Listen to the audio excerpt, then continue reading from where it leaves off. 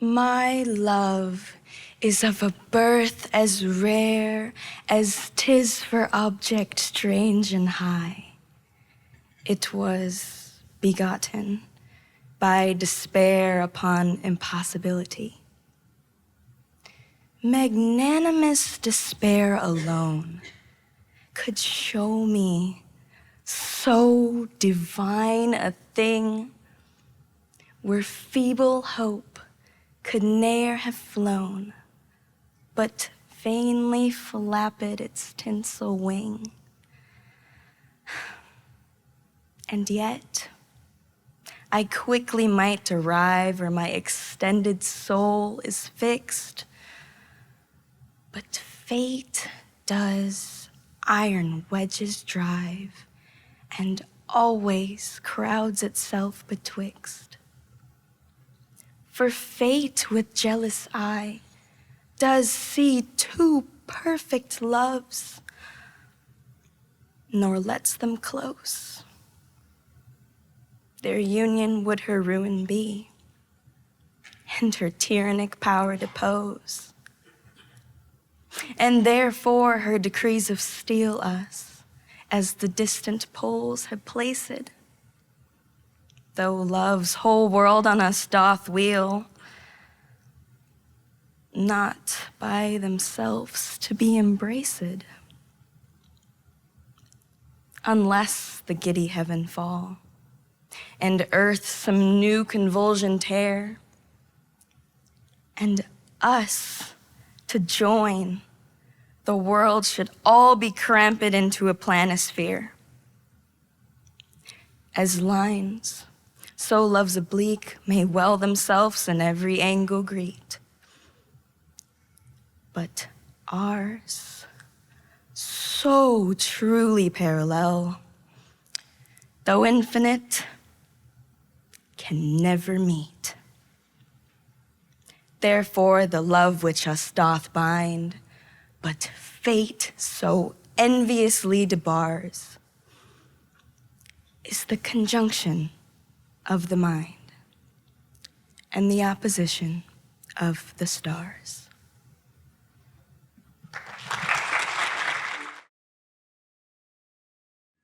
I'll choose for myself next time who I'll reach out and take as mine, in the way I might stand at a fruit stall, having decided to ignore the apples, the mangoes, and the kiwis, but hold my hands above a pile of oranges, as if to warm my skin before a fire. Not only have I chosen oranges, but I'll also choose which orange. I'll test a few for firmness, scrape some rind off with my fingernail, so that a citrus scent will linger there all day. I won't be happy with the first one I pick, but will try different ones until I know you. How will I know you? You'll feel warm between my palms, and I'll cup you like a handful of holy water. A vision will come to me of your exotic land, the sun you swelled under, the tree you grew from.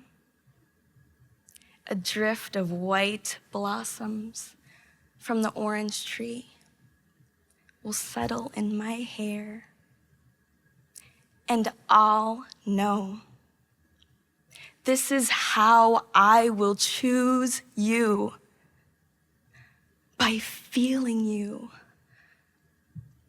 by smelling you, by slipping you into my coat. Maybe then I'll climb the hill, look down on the town we live in, with sunlight on my face and a miniature sun burning a hole in my pocket. Thirsty, I'll suck the juice from it. From you.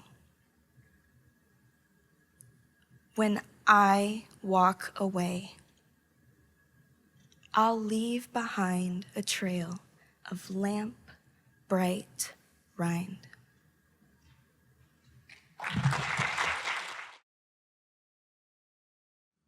Have but one God.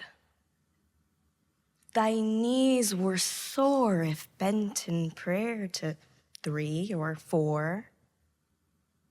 Adore no images. Save those the coinage of thy country shows.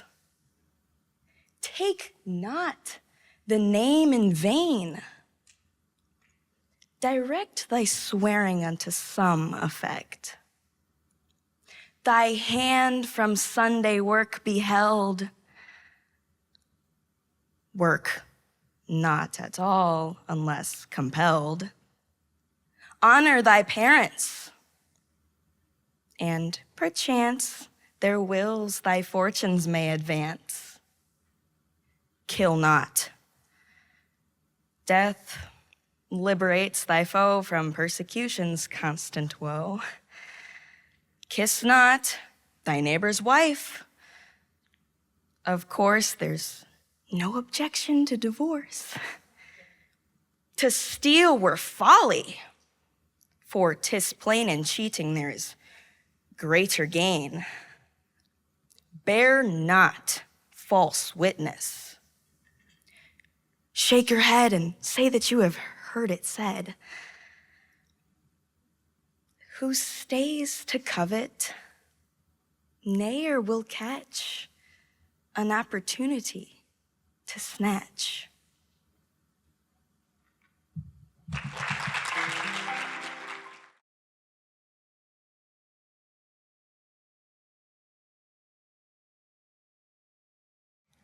Dreaming of one day being as fearless as a mango, as friendly as a tomato, merciless to chin and shirt front, realizing I hate the word sip, but it's all I do. I drink so slowly and say I'm tasting it when I'm just bad at taking in liquid. I'm no mango or tomato. I'm a rusty yawn in a rumored year. I'm an Arctic attic. Come, amble and ambersand in the slippery polar clutter. I am not the heterosexual neat freak my mother raised me to be. I am a gay sipper, and my mother has placed what's left on of her hopes on my brothers. She wants them to gulp up the world, spit out solid degrees, responsible grandchildren ready to gobble. They will be better than mangoes, my brothers, though I have trouble imagining what that could be. Flying mangoes, perhaps? Flying mango-tomato hybrids? Beautiful sons.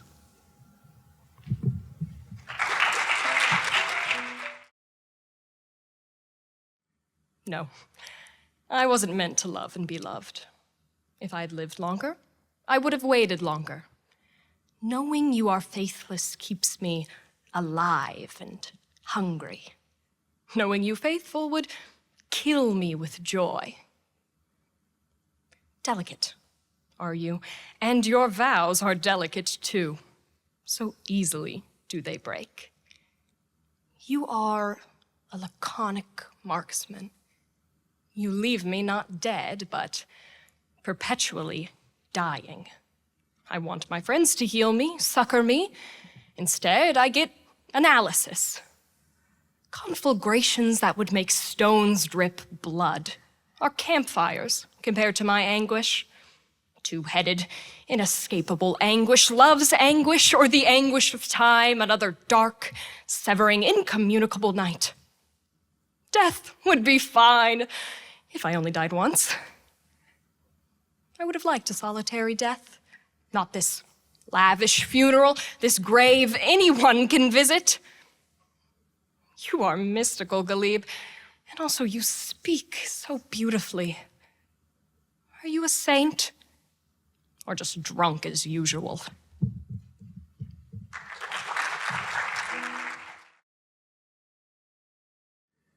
There, Robert. You have killed that fly. And should you 1,000 ages try that life you've taken to supply, you could not do it. You surely must have been devoid of thought and sense to have destroyed a thing which no way you annoyed. You'll one day rue it. 'Twas but a fly, perhaps you'll say, that's born in April, dies in May, that does but just learn to display his wings 1 minute, and in the next is vanished quite. A bird devours it in his flight, or come a cold blast in the night. There's no breath in it. The bird but seeks his proper food, and Providence, whose power endue that fly with life, when it thinks good may justly take it. But you have no excuses for it. A life by nature made so short, less reason is that you, for sport, should shorter make it. A fly, a little thing you rate, but Robert, do not estimate a creature's pain by small or great. The greatest being can have but fibers, nerves, and flesh, and these the smallest ones possess, although their frame and structure less escape our seeing.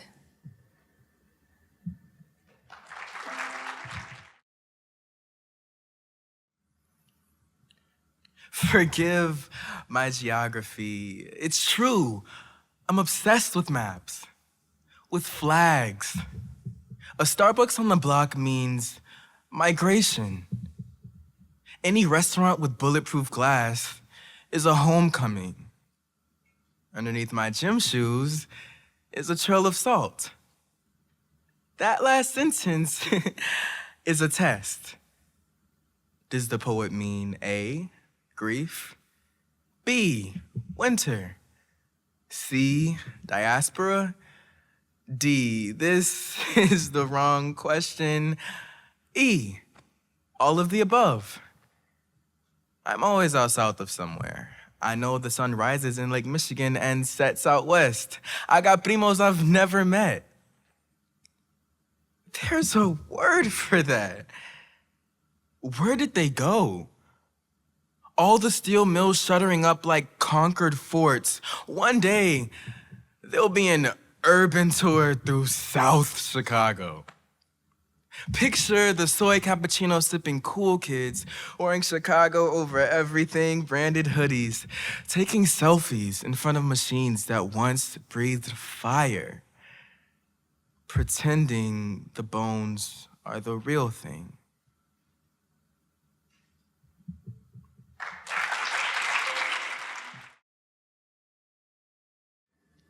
We were dancing. It must have been a foxtrot or a waltz, something romantic, but requiring restraint. Rise and fall, precise execution as we moved into the next song without stopping, 2 chests heaving above a 7-league stride. Such perfect agony, one learns to smile through, ecstatic mimicry being the sine qua non of American smooth. And because I was distracted by the effort of keeping my frame, the leftward lean, head turned just enough to gaze out past your ear, and always smiling, smiling. I didn't notice how still you'd become until we had done it. For 2 measures, 4, achieved flight, that swift and serene magnificence, before the earth remembered who we were and brought us down.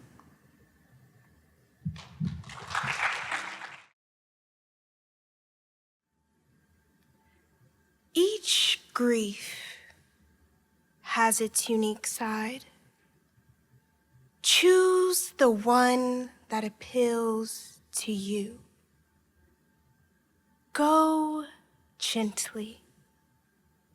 Your body needs energy to repair the amputation. Humor phantom pain. Your brain cells are soaked with salt. Connections fail unexpectedly and often. Ask for help. Accept help. Read your grief like the daily newspaper. Headlines may have information you need. Scream. Drop kick the garbage can across the street. Don't feel guilty if you have a good time. Don't act as if you haven't been hit by a Mack truck. Do things a little differently, but don't make a lot of changes. Revel in contradiction. Talk to the person who died. Give her a piece of your mind. Try to touch someone at least once a day. Approach grief with determination. Pretend the finish line doesn't keep receding. Lean into the pain. You can't outrun it.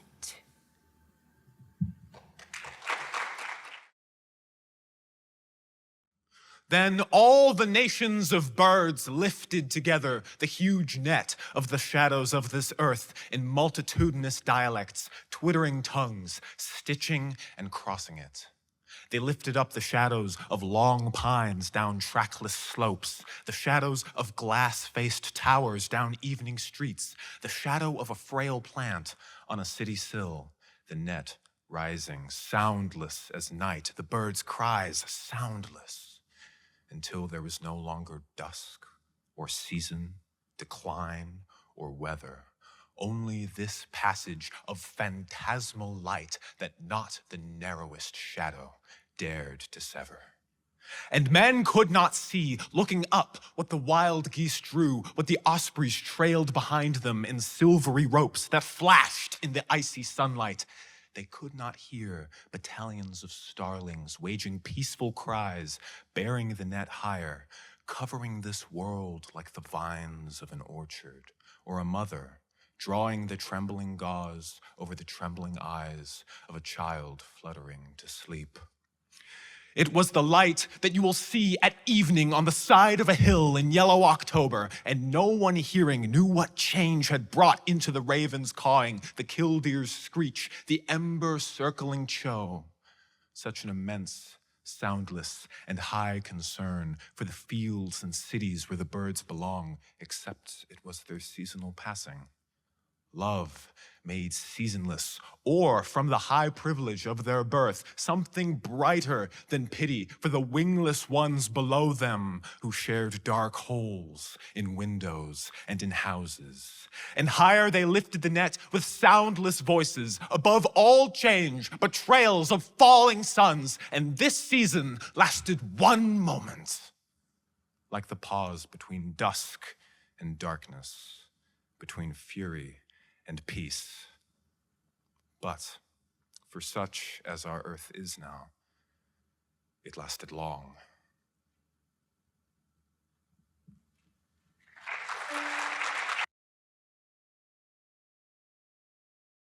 Whose woods these are? I think I know. His house is in the village, though. He will not see me stopping here to watch his woods fill up with snow. My little horse must think it queer to stop without a farmhouse near, between the woods and frozen lake, the darkest evening of the year. He gives his harness bells a shake to ask if there is some mistake. The only other sounds the sweep of easy wind and downy flake. The woods are lovely, dark and deep, but I have promises to keep and miles to go before I sleep, and miles to go before I sleep.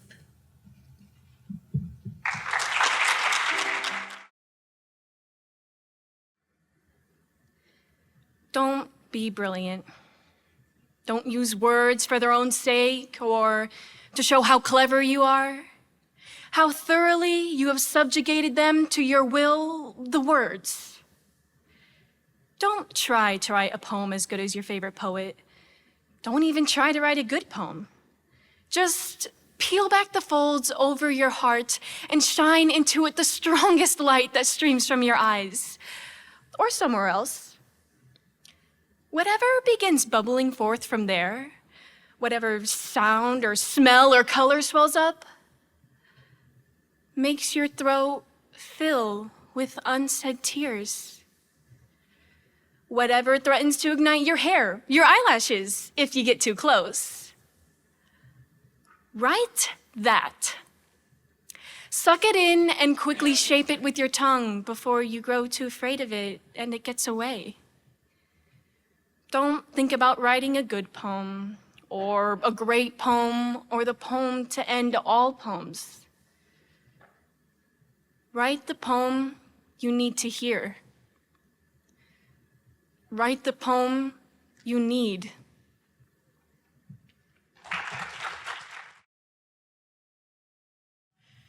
In the desert, I saw a creature, naked, bestial, who, squatting upon the ground, held his heart in his hands and ate of it. I said, "Is it good, friend?" "It is bitter, bitter," he answered. "But I like it, because it is bitter and because it is my heart."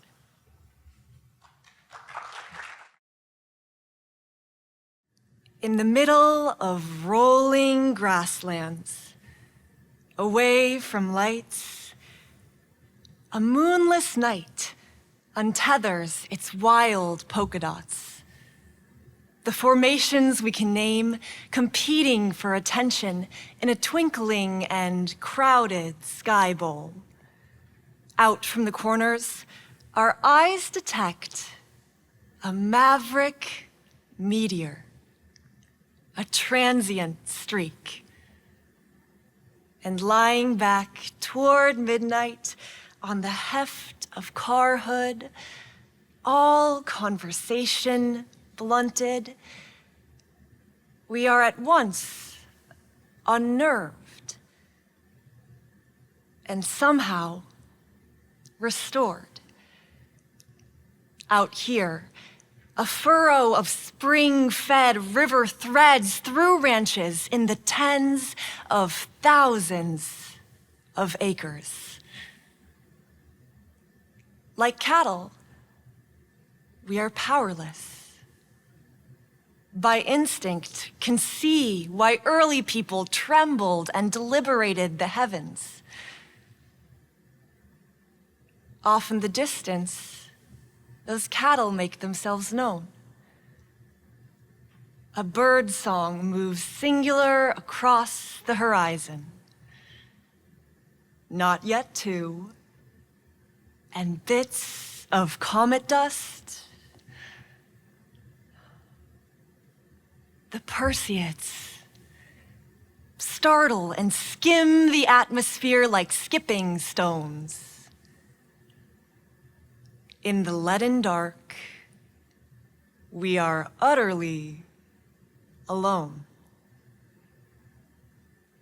As I rub the ridges on the back of your hand, Our love for all things warm and pulsing crescendos toward dawn.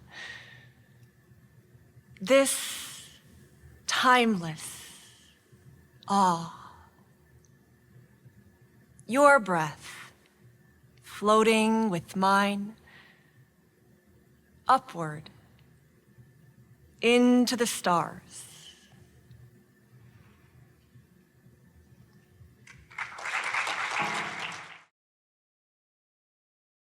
We deem the secret lost, the spirit gone, which spake in Greek simplicity of thought, and in the forms of gods and heroes wrought eternal beauty in the sculptured stone. A higher charm than modern culture won, with all the wealth of metaphysic lore, gifted to analyze, dissect, explore. A many-colored light flows from one sun, art 'neath its beams. A motley thread has spun. The prism modifies the perfect day, but thou hast known such mediums to shun, and cast once more on life a pure white ray, absorbed in the creations of thy mind, forgetting daily self, my truest self I find.